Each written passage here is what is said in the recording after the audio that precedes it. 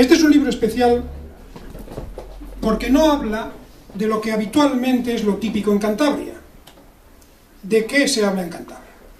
Pues las obras que hacen las editoriales cántabras suelen ser, hay excepciones, pero suelen ser sobre la colegiata de no sé qué, las vacas frisonas de no sé dónde, la historia del barrio, la historia de... Cantabria es una pequeña provincia y esto es un pueblo, somos muy pueblerinos y no salimos de las grandes líneas, de las pequeñas líneas del provincianismo. Pero esta obra merece la pena, y merece la pena porque no trata de esos asuntos habituales y anodinos, sino que da un salto y se vincula a una corriente literaria internacional. Aquí, en Santoña, hay un escritor que vincula su obra a una corriente literaria internacional absolutamente novedosa en este país. Esa corriente es el realismo sucio, que también podemos llamarla, para los más susceptibles, neorrealismo. Y claro, como esto es así, no tengo más remedio que establecer en el contexto, a ver qué es eso del neorrealismo, qué es eso del realismo sucio, que suena tan mal, ¿no? Bueno, pues esta corriente surgió en Estados Unidos en la década de los 70 y desde el punto de vista de los contenidos pretende poner de manifiesto no propiamente la denuncia de hechos, sino contar los hechos desde el otro lado, desde la cara oculta de la luna, desde la otra cara de la moneda, cuestiones reales, vitales, de la vida cotidiana, desde el punto de vista, fíjate, yo me atrevería a decir, desde el punto de vista del basurero, contado desde el basurero. Como se trata de juventud, la mayor parte de los protagonistas son jóvenes en este realismo, podemos decir que estamos hablando de sexo, droga y rock and roll. Desde el punto de vista técnico, hay muy pocas descripciones en esta literatura, hay escasas son las figuras, ustedes no van a encontrar aquí metáforas, anáforas, sinécdoques, metonimias, no lo van a encontrar por una razón muy sencilla, porque es que no hacen falta. El tema y los personajes son los que van configurando toda la descripción y no se necesita mucho más. Luego veremos cómo y por qué. El origen de este tipo de literatura surge como consecuencia de la gran frustración que experimentó la juventud norteamericana como consecuencia de la pérdida de la guerra de Vietnam. Quedó la juventud norteamericana desestructurada por completo y se reaccionó así. Este es el motivo fundamental. No se buscaba la denuncia de nada, simplemente se describía lo que había, todo malo. Se describía no desde la visión de uno que estuviera fuera del ambiente, sino desde dentro del ambiente, como digo yo, desde el basurero. Y yo suelo decir, cuando hablo del realismo sucio, del neorrealismo, que es un reflejo nihilista postbélico. Hay que ir aprendiendo estas palabras que son francamente interesantes y que han transformado la literatura, y la literatura es una de las piezas fundamentales de nuestra cultura. Reflejo nihilista postbélico. Después de una guerra hay siempre problemas. La gente sabe lo que ha sucedido, sabe lo que ha pasado y está desconcertada, no ve ningún futuro y se produce un reflejo en la literatura. Por ejemplo, después de la Primera Guerra Mundial, surge el movimiento existencialista en una primera época, con Soren Kierkegaard, que fue el fundador del invento.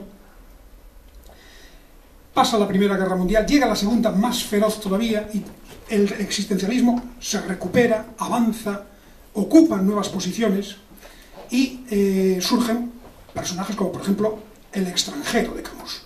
El extranjero de Camus es un personaje que se encuentra, es un individuo anodino, amorfo, que no siente ni parece que es condenado a muerte, no por un crimen que hubiera hecho, sino por simplemente no por el crimen, que fue un grave crimen, fue matar a un árabe, pero para la ley francesa de aquella época matar a un árabe no era lo importante, fue condenado más bien por su actitud de estar al margen de la sociedad e importarle todo un pimiento. Ese es el tema central del extranjero. Él se justifico mi actitud por lo que he visto y por lo mal que me han tratado. Un año antes o un año después, Cela hace una novela, que todos ustedes han oído hablar de ella, La familia de Pascual Duarte, en la que el individuo, que es un auténtico psicópata, el protagonista, es un personaje que se justifica por lo mal que ha sido tratado por la vida. Crea lo que se llama el tremendismo. Luego hay otros escritores que lo siguen, La fiel infantería de Rafael García Serrano, Los hijos de Máximo Judas, en fin. Quiero decir con esto que después de una guerra siempre aparece el nihilismo, la literatura de la nada, la literatura contada desde la otra parte de la barricada, de la parte de los que han perdido la guerra. Es decir, todos nosotros, del país que seamos. Lo cierto es que no se puede comparar la guerra de Vietnam, no se puede comparar con las otras guerras que he citado, pero lo cierto es que esta tendencia, el realismo sucio, está vinculado con aquella guerra y con el movimiento que surgió entonces. Uno de ellos, el gran autor, es Charles Bukowski, que es un referente para Nacho, que él lo cita como uno de sus importantes fuentes de inspiración, un hombre que hizo maravillosas obras, como sobre todo El cartero, ¿no?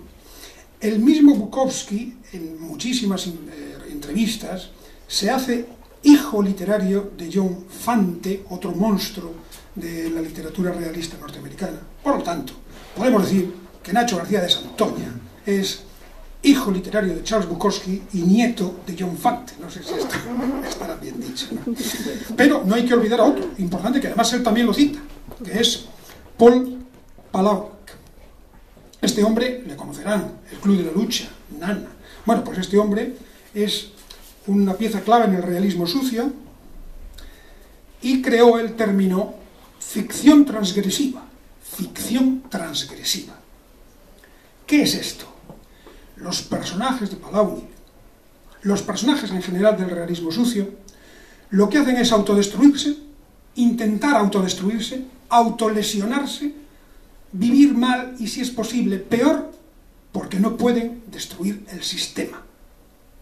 Por eso cargan sobre sí mismos. Estos son los personajes del realismo sucio, y estos personajes sí que están en la obra de Nacho García. Pero Irving Welsh, con su obra Trainspotting, no sé si alguno habrá visto la película, es el representante del realismo sucio en Europa. Bueno, si leen la obra de Irving Welsh, se puede empezar viendo la película Trainspotting. Lo que cuenta Irving es espectacular de brutal. Y a mí me hace gracia que en alguna ocasión, cuando se ha hablado del círculo desnudo, se haya dicho que esto es muy bruto, que esto es muy bestia. Bueno, es que porque no han leído a este hombre, ¿no? Porque no han leído a Irving Welsh. Hasta tal punto Irving Welsh es agresivo que cansa. Cansa porque se le ve hasta provocador. Se le ve que no utiliza la literatura para desarrollar una trama, sino que utiliza la literatura para provocar. Llega un momento que cansa, la verdad, desde el punto de vista literario, eso cansa. No es el caso del círculo desnudo, que tiene una estructura totalmente diferente. En cierto modo, lo que está surgiendo ahora, y cada vez lo vamos a ver con más frecuencia, es la aparición de la literatura punk, de la literatura agresiva y de la literatura que busca sorprender. Aquí en España hay cosas curiosas, ¿eh? Por ejemplo, tenemos que los pocos representantes de esta literatura, de la literatura transgresiva, son poetas y hacen obras poéticas transgresivas. Estoy refiriéndome a Roger Wolfe, a Carmelo Iribarren y a Iván Zulúa. Poetas y centrados en el País Vasco, cosa curiosa, ¿no? Bueno. Y con esto está ya, creo que bastante bien centrado el círculo desnudo, y vemos que en esta obra están integrados todos los elementos del realismo mágico, tal y como os lo he dicho. Por ejemplo, la presencia de la realidad. Él en su introducción dice que nuestra realidad no se parece en nada a lo que se ve en las películas con final feliz y la telebasura con la que nos ametrallan a diario. La realidad es un hecho. Pero la realidad contada desde, ya saben dónde, desde la parte de acá. Desde el cotidianismo desagradable y duro de la vida cotidiana. La trama también es la desesperanza, como en el realismo sucio, pero con un matiz.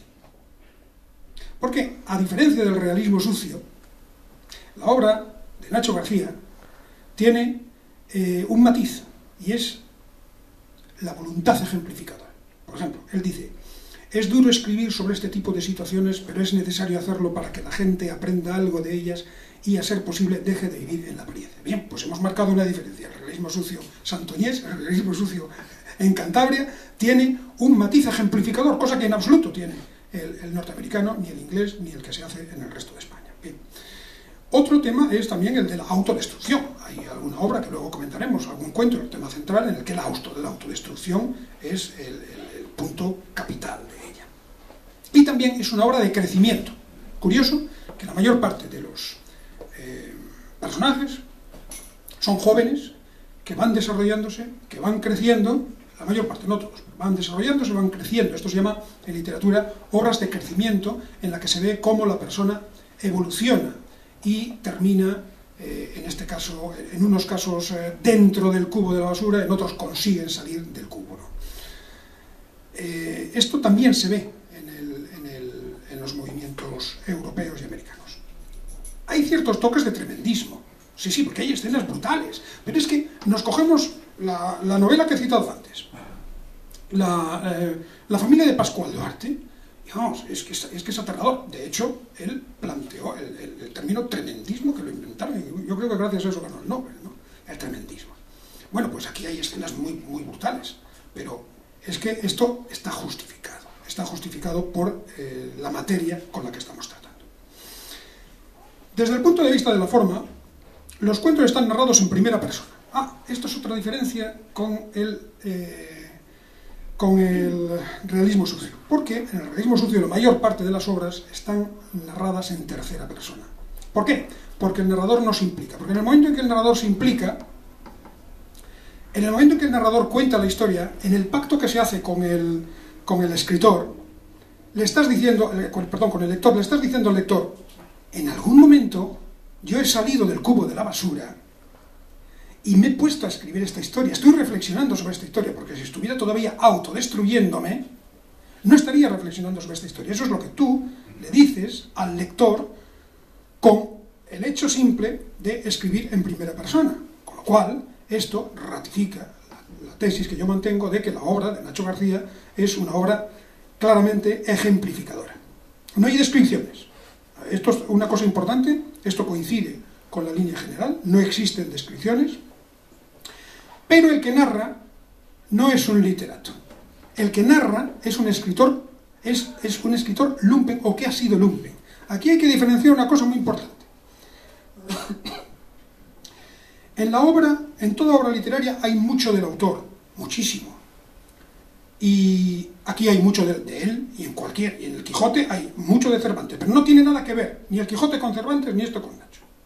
Quiere decirse que la figura del narrador es creado por el autor con la finalidad de que nos cuente la historia, pero es un personaje que está dentro de la novela. Y este narrador es lumpen, es un narrador que vive la vida y que solamente sabe hablar de la forma que sabe hablar. Y no podemos exigir al narrador de Nacho que esté contando florituras, porque es una persona que vive, que generalmente de una cultura relativa, y es un narrador torpe, desde el punto de vista que se repite, utiliza frases estereotipadas, utiliza también expresiones muy soeces, pero es que es normal, es que no se podía decir de otra manera. Mire, hay una novela que se llama, es de Orwell, que se llama Sin Blanca en París y Londres. Orwell era un hombre muy culto, muy preparado, que cuenta su historia. Esto no era una novela, sino que es una crónica, él era periodista, y cuenta cómo este tío se va a Inglaterra, a París, sin un duro, y cómo después va a Londres sin un duro, y cómo vive mezclado entre la gente, entre los pobres. Bueno, esta gente tenía unas estructuras sociales y descubre al lector un mundo totalmente diferente. Pero no es realismo sucio, porque tenía que haber sido un lumpen, un pobre, el que crea el realismo sucio, por lo menos el narrador de la obra. Y ese caso no se da en Orwell, excelente escritor, pero sí se da en el caso de Nacho. En definitiva, y termino, porque yo me enrollo como las persianas y menos mal que tengo un guión, si no me iría por los cerros de Úbeda. Esta obra tiene la característica de ser absolutamente novedosa en Cantabria, una obra muy curiosa de nuestra literatura, absolutamente rompedora, y que tiene sobre todo la gran virtud de romper los esquemas tradicionales de la literatura cántabra. Esto es todo por mi parte, y ahora a ver qué nos cuenta Nacho. Pues muchas gracias, Javier. Gracias a todos por venir. Bueno, no podría describirlo de otra manera mejor, pero lo voy a describir a la mía, ¿no? Los 8 relatos del Círculo Desnudo comienzan con un relato, Los hijos del odio, que iba a ser el hilo central de un libro largo. Entonces, al ver que no podía terminarlo pues como yo quería, decidí crear una serie de historias alternativas que dieron lugar a los 8 relatos que dan origen al Círculo Desnudo. Todo comenzó hará más o menos 5 o 6 años y bueno, supongo que a 2 relatos por año y tal, mejorándolos cada vez, y al final vieron la luz. Primero en una edición, una autoedición con Bubo, y luego pues algo un poco más, digamos, profesional con edición Stantin, ¿no? Bueno, cada uno de los personajes del Círculo Desnudo te cuenta su historia en primera persona, para que entiendas por qué llegó en ocasiones a hacer lo que hizo, ¿no? En ocasiones son relatos muy vitalistas y en otras muy bizarros, como bien ha dicho Javier, y que ponen el dedo en la llaga y tal, para que comprendas por qué realmente llegó ahí. Y bueno, sí, la obra tiene a veces cosas del autor, de hecho me veo reflejado en algunos personajes, pero vamos, que es un homenaje a personajes, por lo menos 5 de ellos, de la vida cotidiana de Santoña y tal, y a rumores que he ido escuchando. El resto es todo inventado. Uno, el último, está dedicado a una persona que murió de leucemia hace años, que, bueno, vi un claro homenaje hacia él, pues a raíz de una serie de circunstancias, y me salió de dentro hacer un relato. Eso es básicamente el Círculo Desnudo. 8 historias, en ocasiones muy crudas, que te van a contar la vida de 8 personajes en primera persona, para que entiendas por qué llegaron a esas situaciones.